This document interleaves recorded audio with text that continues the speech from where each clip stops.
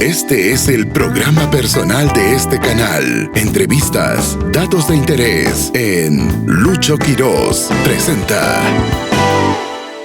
Nos encontramos ahora con toda una personalidad. Alguien que de primera impresión trató con los supervivientes de la tragedia o el milagro de los Andes. Una vez fue rescatado, y me refiero al primer grupo de personas que fueron rescatadas aquel 22 de diciembre de 1972. Estamos hablando de la enfermera Vilma Koch. ¿Cómo está? Bienvenida. Un placer tenerla aquí, la verdad. Gracias, igualmente. Mira, yo pertenecía a una escuadrilla de enfermeras aéreas voluntarias de la Fuerza Aérea y me tocaba ese día emprender un viaje a Punta Arenas, pero al llegar a mi unidad me dicen que han sabido de 2 sobrevivientes, se creen, del avión uruguayo, y que inmediatamente me dirija al helicóptero para emprender esta travesía. No alcancé a cambiarme ni ropa porque por eso aparezco vestida como más elegante, porque la premura era tan grande que me encaramé al helicóptero y partimos en dirección a los Maitenes con el comandante líder de este rescate. Era un día muy especial, con mucha neblina, muchos problemas, muchas turbulencias, y llegamos a una parte en que el comandante aterrizó para ver bien el lugar donde se podía comunicar con estos 2 sobrevivientes. Me bajé a cortar flores para llevarles, porque pensaba yo que habían muchos fallecidos. Pero yo estaba ligada anteriormente a esta tragedia o este milagro, como llaman, porque como yo trabajaba en el grupo de aviación número 10, de vuelta a la jornada diaria, varias veces me encontré con el papá de Carlos Páez Mirón. Entonces subía en nuestro vehículo de regreso, lo dejábamos en un hotel en Santiago, en el centro, pero yo me impresioné, no sé, en forma pero extraordinaria, al escuchar sus revelaciones, que él veía a su hijo, lo sentía vivo, se comunicaba con él. Yo, como mujer y la única que iba en este vehículo, me dedicaba solamente a conversar en todo este trayecto y ver la emoción tan grande de este papá, aunque los demás, no la primera vez, pero ya la tercera vez que lo encontramos en este mismo recorrido, pensaban que el pobre Carlos Páez Vilaró estaba como un poco trastornado, pensando en forma muy diferente a un ser normal respecto a la comunicación que tenía todos los días con su hijo. Yo llegaba a mi casa y le contaba a mi familia todo esto que vivía, pero además en el grupo donde yo trabajaba permaneció mucho tiempo después del término de la búsqueda del avión un mayor Terra que tripulaba un avión de la Fuerza Aérea Uruguaya, y él tenía una herida en el pie, entonces iba a tratarse las curaciones en donde yo estaba. Y él nos contaba todo lo que estaba sucediendo en Uruguay con las mamás que tenían plena conciencia o sentían que sus hijos estaban vivos, muy al revés de los papás que creían que al cabo de tanto tiempo sus hijos habían fallecido. Y nos contaba su relación que tenían las madres al comunicarse con el adivino Croissant. Y yo me impresionaba con todo esto y llegaba a mi casa contándole a mi mamá, y mi mamá creía mucho en los adivinos. Me decía: mi hijita, si esto debe ser algo de verdad, porque estos señores no se equivocan, menos si son europeos. Y me decía, recemos porque aparezcan estos niños, porque imagínate el dolor tan grande de ver partir a sus hijos felices, contentos, para un viaje especial de un fin de semana y que no volvieran. Yo tenía a mi hijito recién de 1 año, 2 meses, 3 meses, y me ponía en el papel de ella. Y este mayor Terra iba seguido a la enfermería a curarse su pie de esta herida y nos refería que le tenía ya terror a la cordillera nuestra, porque su avión llegaba todo, la mayoría de las veces con su motor en bandera, con algunas pequeñas fallas, y bueno, él decía que parecía que había algunos parientes del presidente de Uruguay, Bordaberry, y por lo tanto debía permanecer en él. O sea que yo me sentía en gran parte ligada a este dolor, yo de madre primeriza, pero ligada al dolor terrible, terrible y espantoso de esas madres que se reunían todas las tardes a rezar por la creencia que sus hijitos estaban vivos. Después, bueno, partimos en el helicóptero y llegamos a los Maitenes, y ahí me entrevisté con Roberto Canessa y Nando Parrado, que eran los primeros sobrevivientes de esta tragedia, y al abrazarlos estrechar tantas emociones, porque me sentí en esos momentos como que si fuera la novia, la mamá o la hermana de alguno de ellos, porque en esos instantes yo era la única mujer que permanecía ahí, y ellos al verme a mí me abrazaron, me besaron, y yo con sus labios todavía sangrantes, con las heridas que tenían de la travesía gigantesca de la cordillera, y al abrazarlos sentía que sus ropas eran muchos suéteres, muchas camisas, muchos pantalones, que eran en realidad puro huesito. Pero esta emoción de ellos y mía es difícil de expresar, porque me aguanté mucho de no poder llorar, porque alrededor mío habían puros varones.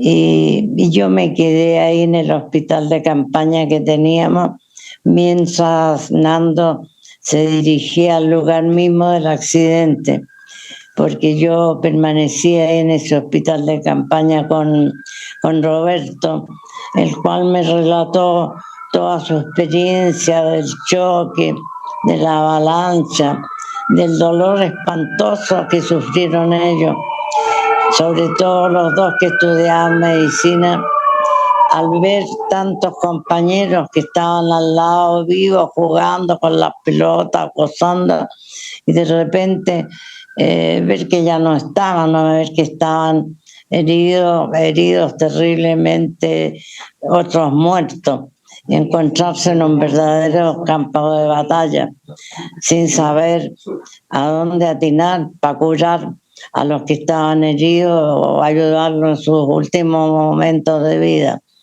Debe haber sido algo espantoso, porque sin ningún alivio para los que estaban moribundos, para los que gritaban de dolores terribles, sin tener una venda, sin tener un apósito, sin tener un remedio para paliar en parte este dolor tan espantoso.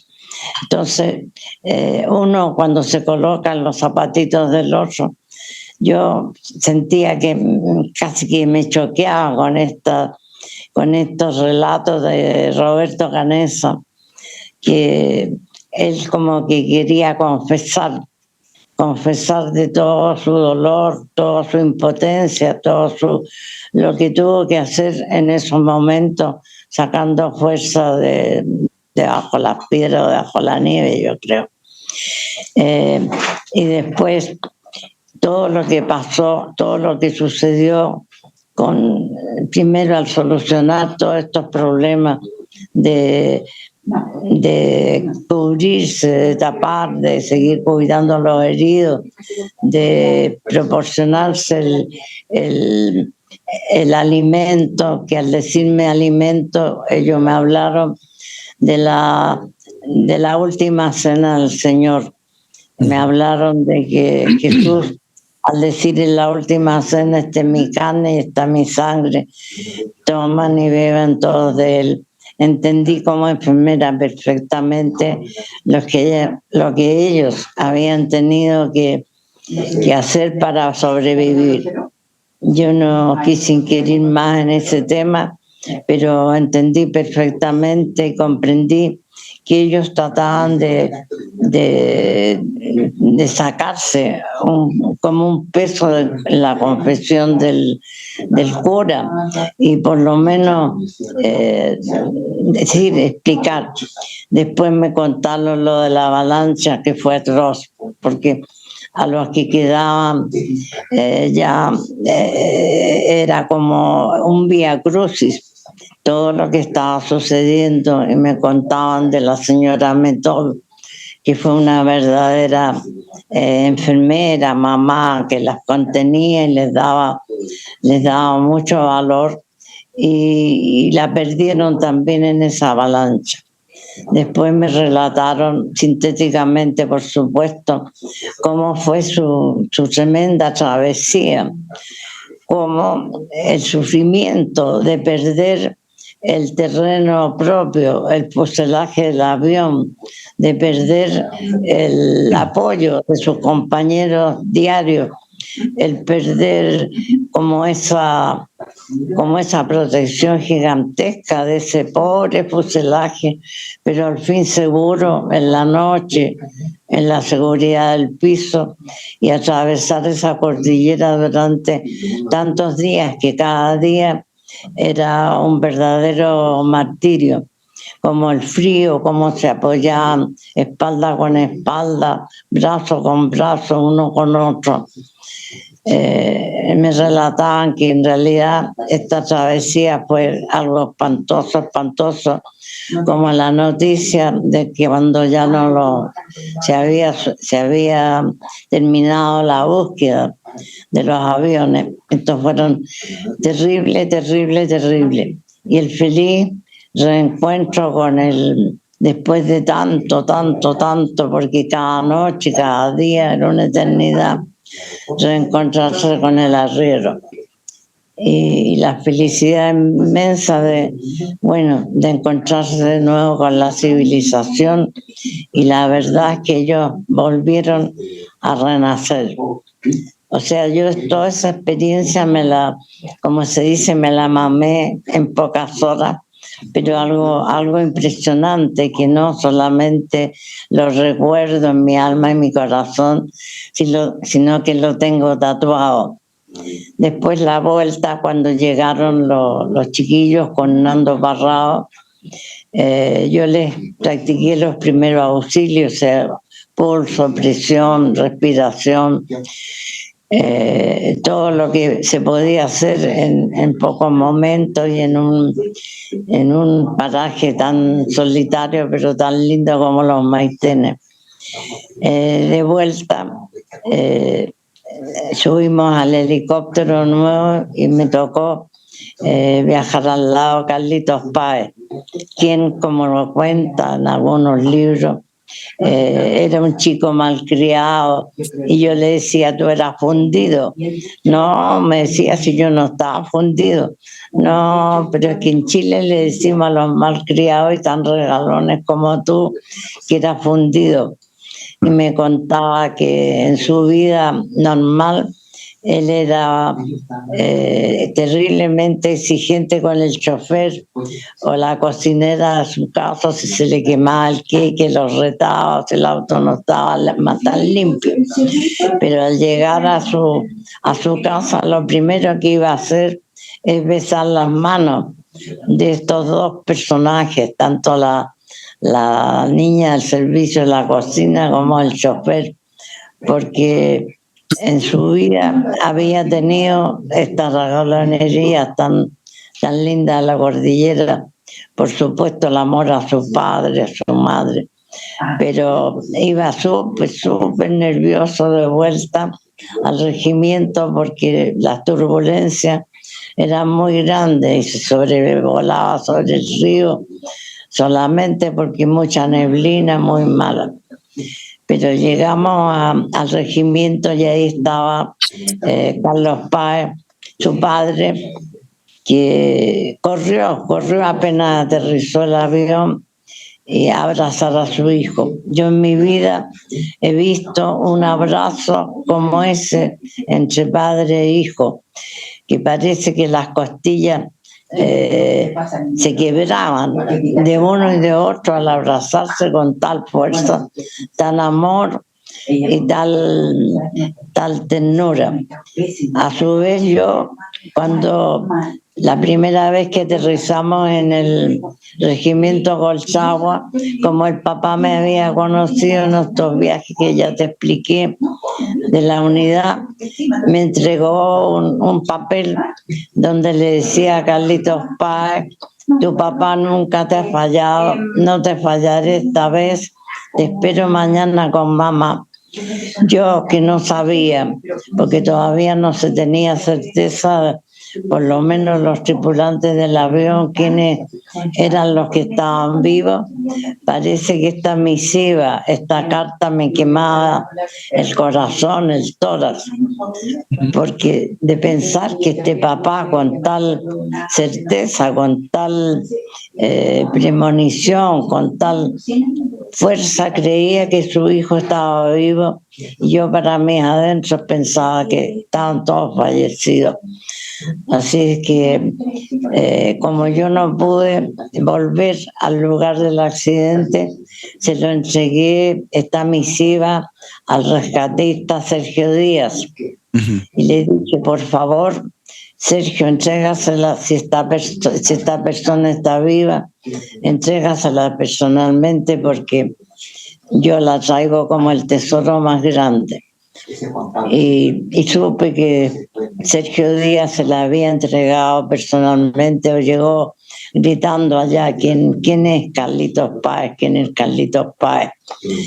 Posteriormente, entre paréntesis, yo me encontré después del rescate de todo esto con Sergio Díaz, el rescatista, y me relató todo lo que vio, lo que experimentó, lo que los contó a los chicos durante la noche que permaneció con ellos en el avión. En ese momento, después que me encontré esas 3 veces, pensamos escribir un libro entre los dos, de lo que le había impresionado a él y la experiencia mía. Pero yo, como tenía una guaguita tan chica, le dije: esperemos un tiempo más. Pero ese tiempo más pasó, bueno, y él murió, Sergio Díaz también, con su vivencia, con sus secretos, con todo. Y a mí me persiguieron mucho periodistas de todo el mundo, pero yo pertenecía a una institución y no podía largarme a escribir mis memorias o lo que había vivido. Además, estaba criando a mi guaguita, que era muy chica, y se la encargaba a mi mamá. Pero todo esto sucedió, como te digo, con tanta emoción de mi parte. En el mes de María, mi mamá me decía: mi hijita, recemos el mes de María por estos jóvenes, para que estas mamás encuentren a sus hijos tan queridos y sean la felicidad de ella y de los padres. Como te digo, quedó tan grabado, y yo recuerdo, a pesar de los 50 años que han sucedido, que lo tengo como si fuera ayer. Y yo, a lo largo, lo más lindo, que he mantenido una relación bien cercana, primero con el arriero, por supuesto, hasta que murió hace 2 años y tanto, yendo al funeral, conociendo a las chicas, a las mellizas de más chicas, y con Roberto Canessa mantenido una relación muy linda, que él incluso dice que yo soy su mamá chilena. Ahora hace poco, para el Día del Padre, nos contactamos y me pone a mi mamá Vilma. Entonces, en la historia de mi vida los tengo, pero ya tan presentes como si fueran mi otra familia, al verlos lejos, pero distantes, pero cercanos en mi corazón, en mi alma, en mi espíritu. Y yo hablaba tanto después que creció mi hijo, hablaba tanto de los uruguayos en los pequeños momentos dolorosos, tristes que uno tiene, tomando fuerza y tratando también subir mis cordilleritas, pero hasta ahora que mi hijo ya es un hombre ya hecho y derecho, él decía, cuando me encontraba triste me decía, no vinieron los uruguayos. Y cuando estaba contenta me decía, ya vinieron todos uruguayos. Y hasta el día de hoy él sigue con ese predicamento de que si vienen o no vienen los uruguayos. Yo los tengo en mi corazón y el año pasado estuve con ellos en Maitene. Estuve con Roberto y con Gustavo Servino, a quien aprecio mucho también. Con Laurita mantenemos una relación distante pero muy cariñosa. Si tú quieres hacerme otra pregunta, encantada y dispuesta a contestarla. Encantado también, no le he interrumpido porque todo lo que dice usted es sumamente valioso y en realidad era también lo que era necesario escuchar. Y he seguido atento, embelesado con la historia que nos ha contado. Hay momentos y hay pasajes en los que, digamos, se convierten en históricos también. Y uno de ellos fue, si no hubiese sido así, seguramente no hubiesen podido ubicar los restos del fuselaje, del avión, mejor dicho. Y fue cuando Nando Parrado tuvo que viajar nuevamente hasta ese lugar en un helicóptero. Nando alguna vez dijo que lo subieron, que él no subió por su cuenta. Quizá usted vio ese momento y nos puede relatar un poco cómo convencieron o lo subieron a Nando el helicóptero para que los guiara a los del SAR para realizar el rescate aquel 22 de diciembre. Bueno, de los Maitenes, el encuentro fue con los dos, pero decidieron, como Roberto estaba un poco más delicado, que fuera Fernando Parrado. Y el comandante García entonces me dijo, tú tienes que quedarte acá en el hospital de campaña para que esté todo listo cuando volvamos con el resto de los sobrevivientes. Me dio mucha pena no poder seguir el viaje hacia donde estaban el accidente mismo y el fuselaje, el resto. Pero como buena oficial, era teniente en este tiempo, yo tenía que obedecer órdenes de mis superiores. Así que le entregué, lo fui a dejar al rescatista, al helicóptero, y le entregué la misiva con gran emoción y preocupada por el mal tiempo que había, por las turbulencias terribles y por todo lo que iban a tener que sufrir los tripulantes que iban en ese helicóptero, el UH-89, que era el líder de la patrulla y del rescate de ese día de diciembre, víspera de la Pascua, que fue el regalo más lindo para todos los chilenos, el regalo de Pascua, de recibir de nuevo a estos chiquillos. Pero fue muy emocionante la despedida, que todo fue tan rápido, pero sobre todo ahí iba la misiva que le mandaba Carlos Páez Vilaró a su hijito Carlito. Bueno, entonces subieron a Nando Parrado y fueron al rescate. Cuando regresaron, yo quiero centrarme en dos supervivientes. Hay una foto muy, muy conocida en la que usted está de espaldas atendiendo a dos supervivientes. Precisamente ellos estuvieron mal de salud, ya estaban mal, sobre todo uno de ellos, quien es Coche Inciarte. Coche Inciarte me tocó sí. curarle su piececito, su talón, pero él tenía una cara y una mirada de tal humildad, tal aceptación, que eso me llamó mucho la atención, cómo aceptaba sus dolores, cómo no se quejaba, y traté de curarle lo mejor posible en esos momentos a su piececito y su talón, que sé que lo hizo sufrir muchos años después también. Uh-huh. Ellos llegaron un poco mal, Álvaro Mangino con Coche Inciarte, y es ahí en donde hay una fotografía suya con ellos, pues cuando los está atendiendo, sobre todo a don Coche, ¿no? Y ¿qué le dijeron ellos? Usted me cuenta de que Roberto Canessa se abrió, le contó cosas. Coche y Álvaro Mangino le contaron algo. ¿Alguno de los otros supervivientes también le contaron alguna cosa? ¿Se limitaron ¿Me contaron algo? Uh-huh.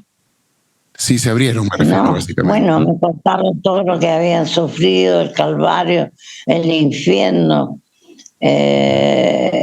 todas las experiencias espantosas que tuvieron en la cordillera, que les cambió su vida, y que este día del rescate todos sintieron que renacían de nuevo. Yo les llevaba que me dieron en el regimiento chocolate y sándwich y se los devoraban. Yo les tuve que decir despacito porque se estaban tragando los chocolates, que eran no tan grandes, pero se podían dañar todo el esófago. Pero ellos estaban muy, muy felices de encontrarse con estos pájaros voladores que les salvaron, los sacaron de esa terrible experiencia, y poder reencontrarse de nuevo con su amada y su querida familia. Uh-huh. No puedo expresar casi en palabras, que yo creo que ni los libros ni las películas podrán expresar nunca lo que es vivir en esos momentos y estar en contacto directo con su piel, con sus brazos, con sus huesitos esqueléticos. Uh-huh. Es muy difícil expresar. Yo creo que no hay películas, ni libros, ni nada que pueda demostrar este dolor y a la vez esta alegría de encontrarme yo en esta situación, y bendecida por Dios de haber vivido esto, al cual ya estaba ligada sentimentalmente tanto tiempo atrás. Claro. Era imposible que estuviesen vivos. Era lo más lógico en realidad, ¿no? Tomando en cuenta también todos los demás accidentes que se suscitaron en la cordillera de los Andes, en donde no hubo supervivencia. Cuando usted mencionó a Sergio Díaz, habló acerca de que Sergio les contó acerca de lo que pasó, de lo que él vivió allá arriba, porque fue el único que se quedó también en el fuselaje pasando una noche con ellos. ¿Hay algo que fuera de lo confidencial usted pueda contarnos acerca de lo que él conversó con usted? No, confidencial. Fuera de lo confidencial, no quiero que me cuente los secretos, obviamente, sino lo que puede usted contar. No, el secreto, tal como lo dice la palabra, es secreto, y se va con uno hasta la muerte. Uh-huh. Pero Sergio Díaz, para él fue una noche maravillosa, en que les dio sopita, hasta hierba creo que llevaba, los contuvo y le recitó esa poesía tan linda que algunos recuerdan, que es la rosa blanca, que cultivo una rosa blanca en julio como en enero, al amigo sincero que me da su mano franca. y al que me arranca el corazón con que vivo, ni cardos ni ortigas cultivo una rosa blanca. Ellos les impresionó mucho esto, y yo, como él me la dijo las 2 veces que nos juntamos después, también me la grabé porque encontré tan lindo y tan linda la experiencia que tuvo él de vivir esa noche junto a los que quedaban en el fuselaje. Pero desgraciadamente también Sergio Díaz vivió poco tiempo después y no alcanzamos a escribir el libro. Nos quedamos con las ganas. Yo, por último, es lo último que me falta. Tuve un hijo, he plantado varios arbolitos y me falta escribir el libro. Perfecto. Señora Vilma, le voy a hacer la última pregunta porque esto es algo que para los propios supervivientes tiene distintos significados. Para uno fue la historia, para otro la odisea, para otro fue la tragedia. Para Hernando Parrado fue un milagro, pero yo lo que quiero saber es, después de que usted los vio desde otro lado, una vez rescatados, conversó con ellos, y tomando en cuenta los 50 años, ¿para usted hubo milagro? Para mí no es solo un milagro, sino son 3 milagros. Primero, el aterrizaje de los 136 metros en esa pista de que no hubo rocas por el exceso de nieve, que si se hubiera tocado con un tropiezo se habría desintegrado el avión. Para mí eso es un milagro en una cordillera que hacían 50 años que no nevaba como este año. Segundo milagro es la nieve, el tremendo accidente del derrumbe de la nieve que se voltó bajo 3 metros de nieve a los sobrevivientes y pudieron librarse dejando varios muertos de sus mejores amigos de nuevo. Para mí eso es un milagro. ¿Cómo pudo Dios lograr que salieran con vida los que sobrevivieron? Y tercero, la travesía de la cordillera, que según me relataban fue espantosa, terrible, sin ningún elemento para escalar, en que veían picos y picos y más picos de montañas nevadas, y que llegara la noche cada día era como un año, pensando que cada uno de ellos podía quedarse perdido y helado en la cordillera como seguía el otro. O sea, era la muerte, estarla mirando día a día y pensando en sus familiares, sobre todo Hernando Parrado, que había perdido a su mamacita y a su hermanita, y su papá creía que había perdido toda su familia. Y Roberto pensando en los que habían quedado, los otros 14 compañeros, esperanzados en que ellos llegaran a final a buen término y pudieran salvar sus vidas.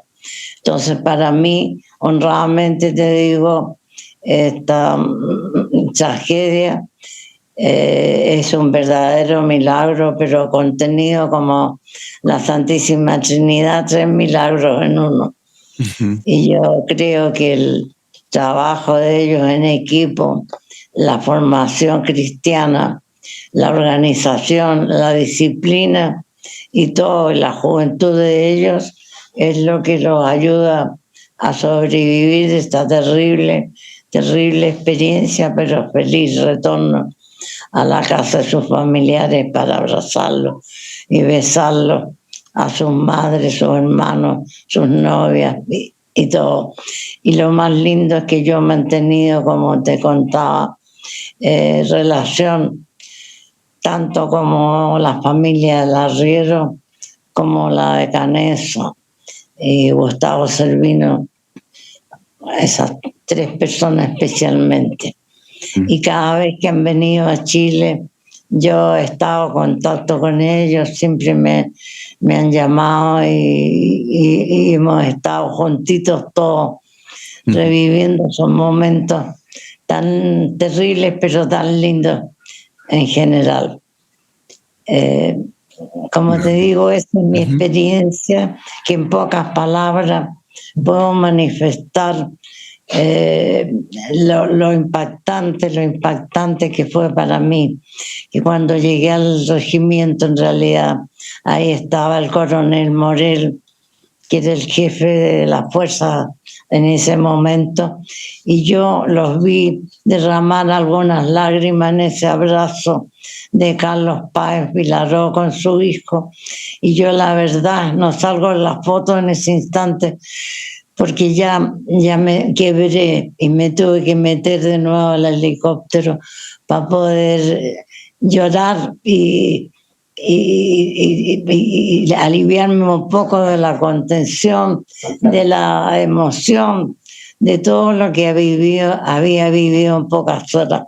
Y no te voy a decir, cuando llegué a la casa, las rosas de mi jardín, que eran de un porte normal, cuando llegué las veía gigantescas. La figura de mi hijo ya no era mi guagua, sino que era como un niño Dios.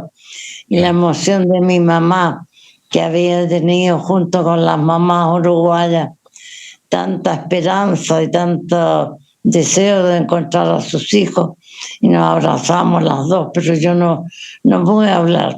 Tenía que asimilar ese resto del día y la noche, todo lo que había vivido, para el día poder contar algo de la maravillosa vivencia de ese maravilloso día antes de Pascua.